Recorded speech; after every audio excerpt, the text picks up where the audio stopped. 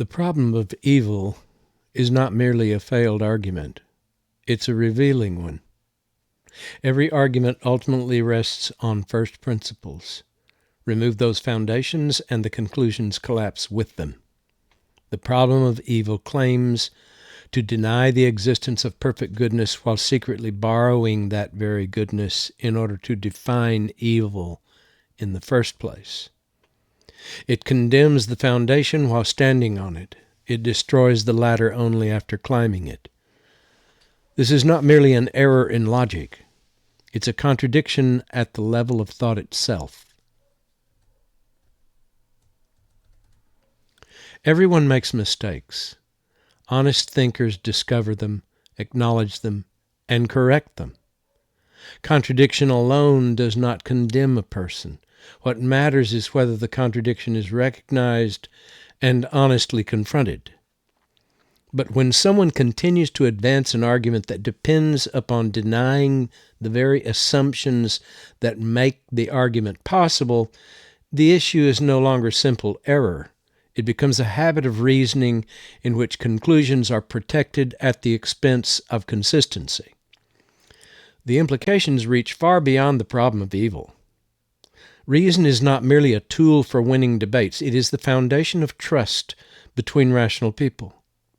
Every promise, every contract, every scientific conclusion, every courtroom verdict, every historical judgment, every act of testimony, every friendship, every meaningful conversation assumes that people are attempting to reason consistently rather than manipulating premises to obtain preferred conclusions. Once a person demonstrates a willingness to conceal or ignore the assumptions on which their own conclusions depend, they weaken confidence in their own reasoning itself. If they are prepared to violate the law of non-contradiction at the foundation of their worldview, why should anyone assume greater care in less fundamental matters? If they will quietly borrow principles while denying them in philosophy, what assurance exists that they will not borrow them elsewhere whenever they become inconvenient? Trust is inseparable from intellectual integrity. The trustworthy thinker is not the one who never makes a mistake. They are the one whose commitment to consistency is stronger than their attachment to winning. Such a person follows evidence wherever it leads, even when it overturns cherished conclusions. They value truth above victory. The opposite disposition is dangerous. When preserving a conclusion becomes more important than preserving logical consistency, reason stops being an honest search for truth and becomes an exercise in persuasion. Logic becomes theater, definitions become movable, premises become disposable, contradictions become invisible when they protect a desired belief or assumption. That kind of habit of mind cannot remain confined to one argument. It becomes a method of thinking. It trains a person to exempt themselves from the very standards they apply to others.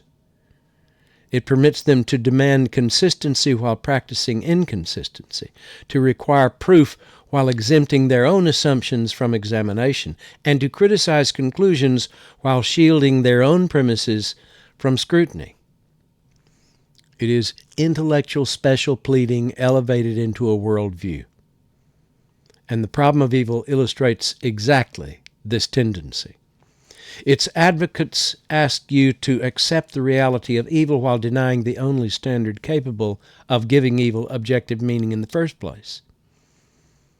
They rely on perfect goodness while arguing against perfect goodness.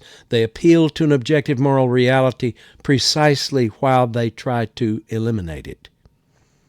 This contradiction is not accidental. It is the engine driving the entire argument. Once that contradiction is exposed, the argument no longer appears profound. It is parasitic, living on the very reality it seeks to destroy. That's why the problem of evil ultimately proves the opposite of what it intends. It demonstrates that every moral judgment already assumes an objective standard of goodness. It demonstrates that transcendent goodness is not the conclusion of moral reasoning, but its unavoidable starting point. And it demonstrates something equally important about those who continue to advance the argument after its hidden assumptions have been exposed. They ask others to trust conclusions that they themselves support only by quietly violating the conditions of rational thought. They ask you to believe arguments whose premises they refuse to acknowledge. They ask you to accept reasoning built upon concealed contradiction. That's not intellectual courage. It is intellectual hypocrisy. Not because they question God. Questioning is the beginning of philosophy. But because they deny the very foundation that makes their own questions intelligible while continuing to rely on it at every step.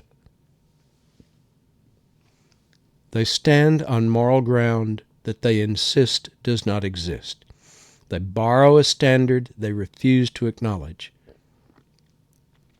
They condemn with principles that they claim are unreal, and then they ask you to trust the reasoning that produced those conclusions. Reason itself answers that request. You cannot responsibly place confidence in arguments that survive only by concealing their own foundations.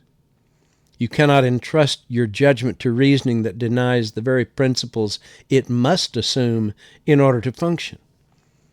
The issue is not disagreement. The issue is integrity. The problem of evil is therefore not merely philosophically false. It's a demonstration of what happens when devotion to a conclusion becomes greater than devotion to truth. And those who knowingly continue to advance it without acknowledging its self-contradictory foundations reveal not merely a weakness in their argument, but a willingness to subordinate consistency to rhetoric.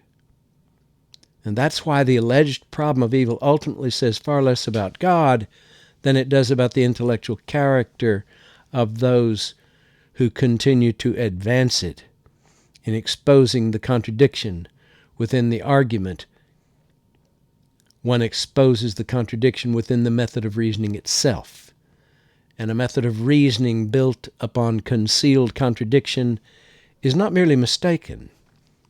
It is the method of a liar, a hypocrite, a person who is not to be trusted with anything, ever.